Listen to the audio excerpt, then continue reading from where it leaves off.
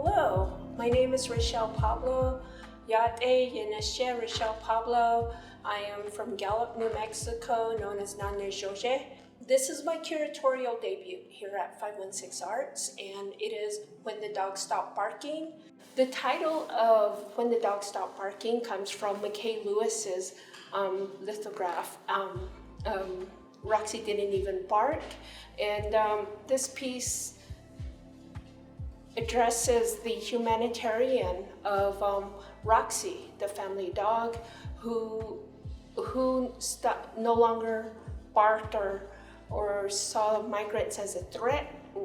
Various reasons. It could be the natural migration routes.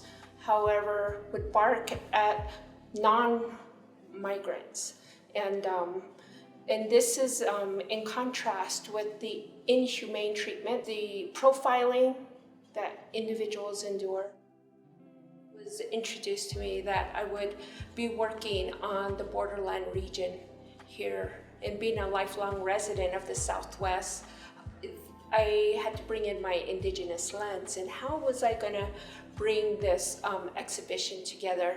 And this is about the borderland region, all the way from the Gulf of Mexico to the shores of the Pacific Ocean in California and Mexico. And I brought these artists all together. My intention is to convey their personal experiences. Immediately, I knew I was going to bring in McKay Lewis, who is a tribal member of the Tohono O'odham Nation, and her reservation, half is in Mexico and half is in the United States in Arizona, and these are the overlapping border regions. She is a sovereign member of her tribe, so that brings in a nuance and complexity of identity and the various cultures that are in these spaces of the border region and the landscapes. They also brought in Juana Estrada Hernandez, who is a DACA recipient, who brings in her personal experiences into the show. She is also in the other show, in Migratory. So she's a emerging and very profound artist who brings her story. And I also brought in Joshua Wells, who comes in with his found object pieces, and he's from Playas, New Mexico in the Boot Heel region. And I brought in Haley Greenfeather English, who's an Albuquerque resident, and how she brings in her work along with Yvette Serrano.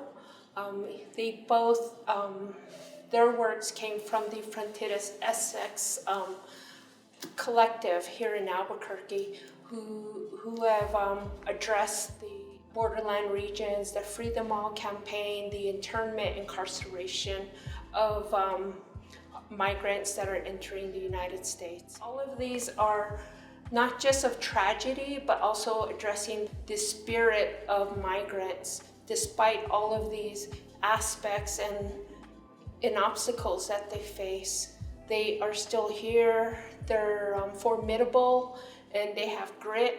And Juana capitalizes this, and her work is behind me, not only as a DACA recipient, but through the empowerment and of the transfiguration of the humanity, and how migrants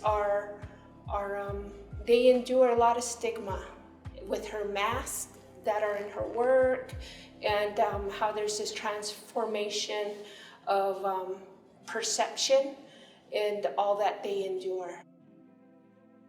The most rewarding aspect of curating a show is diving deep into the works, the research, and getting to the soul of the art pieces and the stories, all the intellectual deconstructing of the works and applying it to the landscapes, to the heart, and of these personal experiences of what the artists are, digging deep into the voice of the artist and how that empowers the theme of the show.